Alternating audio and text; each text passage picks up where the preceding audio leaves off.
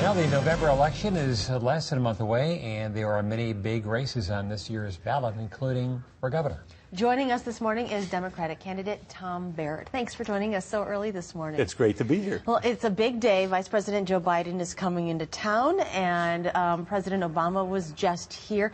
How do you hope that these visits help your campaign, and can the Democrats get excited? Well, I think what we're seeing is we're seeing much more interest now. Once Labor Day passed, and now with both of these visits, people are realizing this is an important election. And I think it's safe to say that the Republican base was ready to vote in November of 2008. They wanted to have a redo from the presidential election in 2008. But now it's 2 years later, and I think that people who are not supportive of the George Bush policies are saying, well, wait a minute, we don't want to go back to those policies.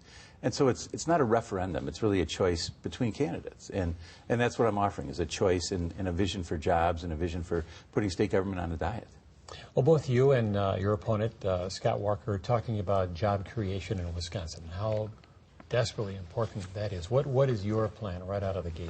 Well, we actually have a plan. That's the first thing, and it's a 67-page plan, which is on our website, and it really details all the different segments of our economy, from manufacturing to agriculture to tourism, construction, high-tech, biotech, and has a short-term plan and a long-term plan so that we can jumpstart the economy. And so it talks about things like tax cuts tied to job creation, really focusing a lot of the economic development activities directly in the governor's office.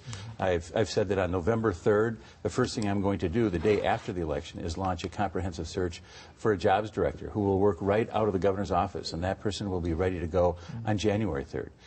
Having a venture capital fund so people can get access to capital, which is a big issue in this state. You want to cut a significant amount in state funding. Where are those cuts going to come from? Well, we put forth a plan. We call it putting Madison or state government on the diet. And we have about $1.1 billion of cuts we've identified in programs like healthcare programs where we combine the purchasing power of state employees and local employees, try to trim costs out of prison healthcare costs, try to find some efficiencies in IT and bulk purchasing. But the other point that I think is very, very important here is this is not the time to have tax cuts to the wealthiest people in the state. And I have nothing against wealthy people, trust me. But it's a situation where the next governor is going to inherit at least a $2.7 billion structural deficit. And my opponent is saying, well, let's have these tax cuts, which would add at least $1.8 billion to that structural deficit. So what I've said is, if you care about education, if you care about public safety, if you care about property taxes, hold on to your hat, because it's going to be really hard with a $2.7 billion structural deficit. But it is going to be much, much harder if you make that hole as big as Scott Walker wants to make it. High-speed rail is a hot-button issue in this campaign. You support it. How would the state pay for it beyond the federal money that would come? Well, this is an issue that I think in some ways is a defining issue, because it's really about being honest with the people in the state. Wisconsin was one of the biggest winners, if not the biggest winner. Florida, Wisconsin, Illinois, California all got big allocations. We were the only state, as far as I know, who had its entire line paid for. And this is really about getting to the Twin Cities to Chicago, and Wisconsin's the biggest winner in this. And what I've said is, look, this is going to pay for the entire capital cost.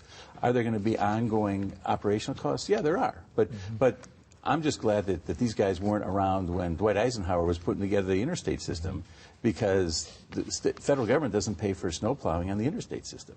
And to me, there's economic development opportunities here, but it's really about trust, too, because Scott Walker knows that this money can only be used for one thing and one thing only, and that's high-speed rail. And he can say no, and he says he's going to say no. And the big winner in that will probably be Florida, because Florida is receiving $2.3 billion, but their system costs $3.7 billion. So this would fit very nicely into finish Florida's system. And so he's not running for governor of Florida, but he'll make a lot of people in Florida really, really, really happy with his position.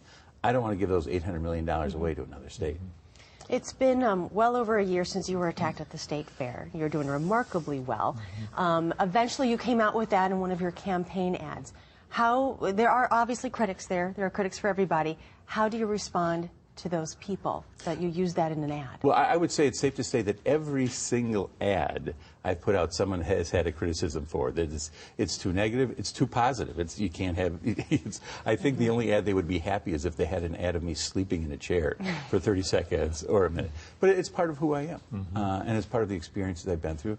And I think all candidates try at some point to talk about who they are, and it's part of who I am. Milwaukee Mayor Tom Barrett, thank you very much for stopping today. We know you're very busy, and we appreciate it. Okay, thank you very much. Thank you.